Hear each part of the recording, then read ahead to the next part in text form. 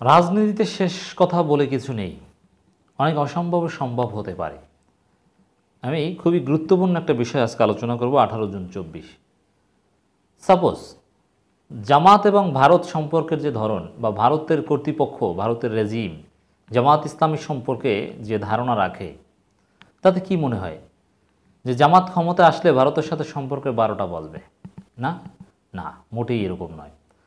জামাত যদি ক্ষমতায় আসে, এটা একটা স্পেকিউলেটিভ আলোচনা, কিন্তু এটা জরুরি, বিএনপির জন্য এটা শিক্ষণীয়।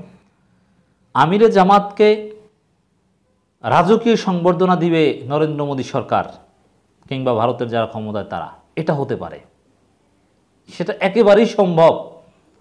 এবং নরেন্দ্র মোদী নিজে লাল গালিচে শুভেচ্ছা দিবেন আমিরে জামাতকে, দ্যাট কুড বি পসিবল।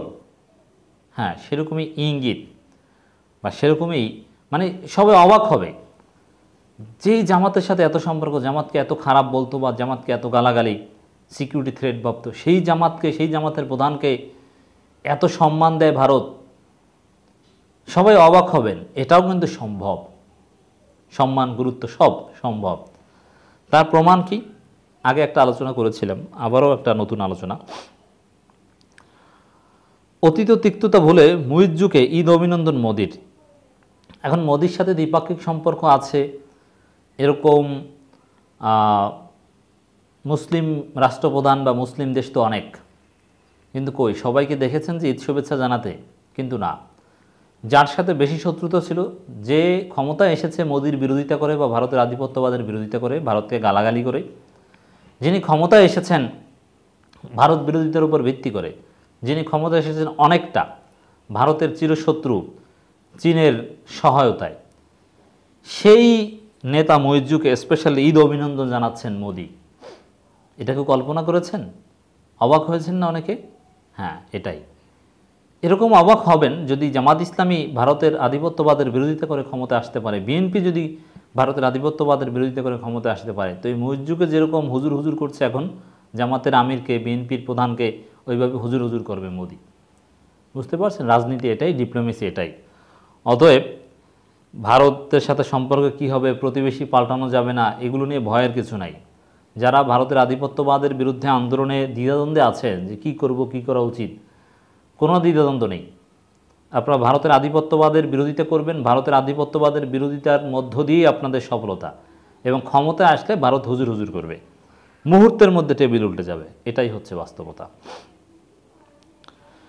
দুই দেশের অতীতের তিক্ততাকে পাশ কাটিয়ে মালদ্বীপের প্রেসিডেন্ট মোহাম্মদ মুইজ্জুকে ঈদের শুভেচ্ছা জানিয়েছেন ভারতের প্রধানমন্ত্রী নরেন্দ্র মোদী। ওইরকমই হয়তোবা একদিন আপনারা শুনবেন ভবিষ্যতে যে অতীতের তিক্ততাকে পাশ কাটিয়ে আমিরে জামাতকে শুভেচ্ছা জানিয়েছেন Modi. Not impossible, this is, মানে এটা অসম্ভব নয়, অবশ্যই সম্ভব। মালদ্বীপের ভারতীয় হাইকমিশনার এক বার্তায় এই তথ্য নিশ্চিত করেছেন। আগের তথ্য আমরা একটু পরে বিশ্লেষণ করছি। এই সামাজিক যোগাযোগ মাধ্যমে এক্সে পোস্ট করা সে বার্তায় মানে বিশ্ববাসীকে দেখিয়ে জানিয়ে স্পেশাল রেসপেক্ট করতে হচ্ছে মুইজ্জুকে, ভারতের সেই শত্রুকে।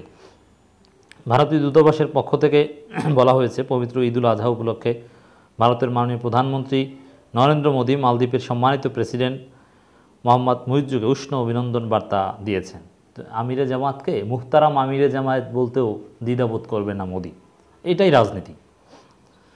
বার্তায় তিনি কোরবানির ত্যাগ, সহানুভূতি এবং ভ্রাতৃত্বের উপর গুরুত্ব দিয়ে বলেছেন, একটি শান্তিপূর্ণ অন্তর্ভুক্তিমূলক বিশ্ব গড়ে তুলতে এসব ইতিবাচক দিক খুবই জরুরি। দেখেন, যেই মোদির দেশে কোরবানি দিতে পারে না মুসলমানরা, সেই মোদি কোরবানির ত্যাগের কথা বলছেন। দিস ইজ রাজনীতি। ভারতে যে উৎসব যথাযথ ধর্মীয় ভাবগাম্ভীর্যের সঙ্গে উদযাপিত হয় তা উল্লেখ করেছেন।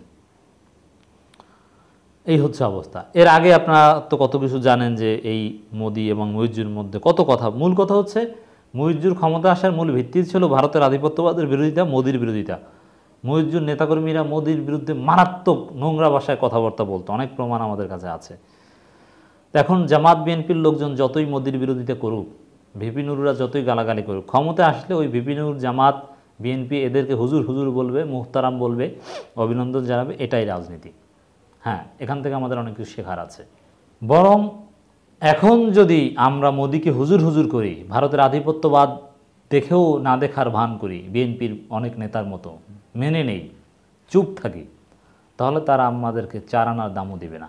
এটাই শিক্ষা।